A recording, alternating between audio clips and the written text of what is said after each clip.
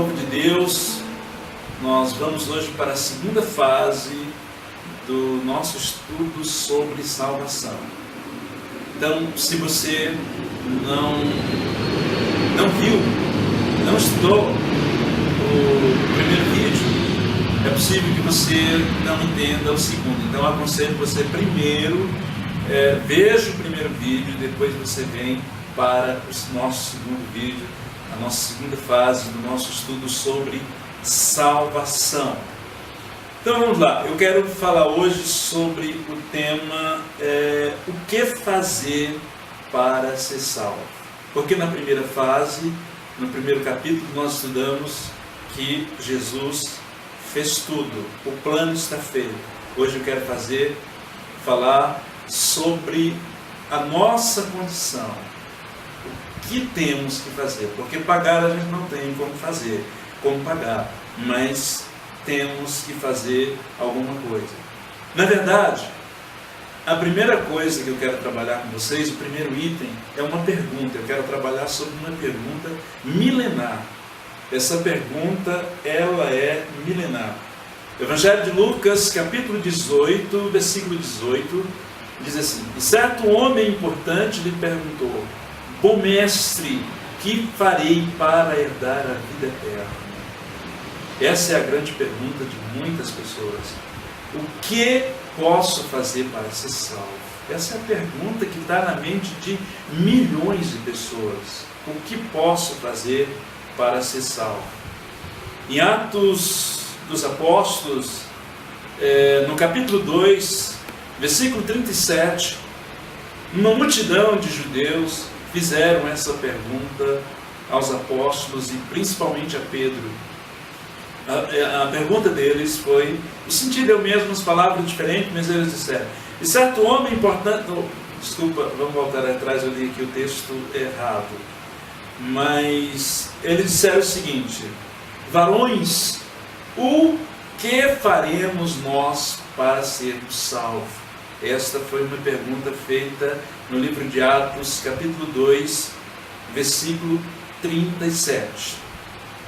Então, a primeira coisa que nós temos que fazer para receber o presente da salvação, na primeira fase eu falei que a salvação é um presente, para a gente ganhar esse presente, a primeira coisa, nós temos que entender e admitir que só Jesus pode salvar. Só Jesus. Só Jesus Cristo pode salvar. Ok?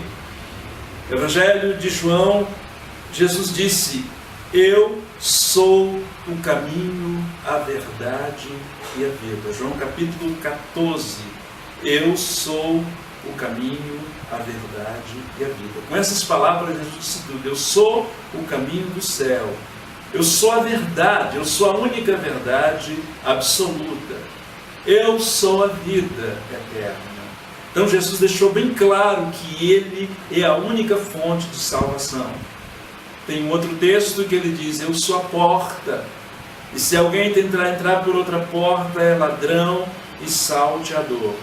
Então a primeira coisa que temos que fazer é entender que só Ele pode salvar. A segunda coisa, se você já entendeu que só Jesus pode salvar, a segunda coisa que você tem que fazer é se arrepender. A segunda coisa do plano é o arrependimento. Na primeira epístola de João, capítulo 1, versículo 9, diz assim: Se confessarmos os nossos pecados, Ele é fiel e justo para perdoar os nossos pecados e nos purificar de toda injustiça. Atos dos Apóstolos, capítulo 11, versículo 18, diz assim: E ouvindo isso, não apresentaram mais objeções e louvaram a Deus, dizendo: Então Deus concedeu arrependimento para a vida até mesmo aos gentios. Segunda carta de Paulo aos Coríntios, capítulo 7, versículo 10, a Bíblia diz assim: A tristeza, segundo Deus, não produz remorso, mas sim arrependimento que leva à salvação.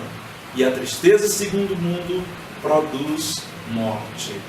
Romanos capítulo 3, versículo 23 e 24, Paulo disse: pois todos pecaram e estão destituídos da glória de Deus, sendo justificados gratuitamente por sua graça, por meio da redenção que há em Cristo Jesus.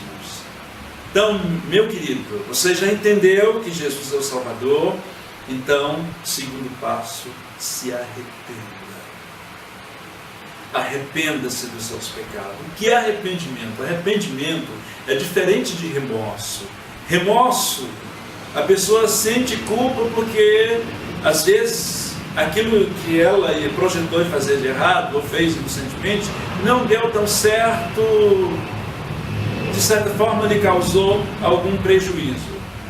O arrependimento, a pessoa sente-se culpada e sente necessidade de alcançar misericórdia, de alcançar perdão, de alcançar a misericórdia de Deus. Esse é o arrependimento. O apóstolo Paulo disse: estávamos mortos em delitos e pecados.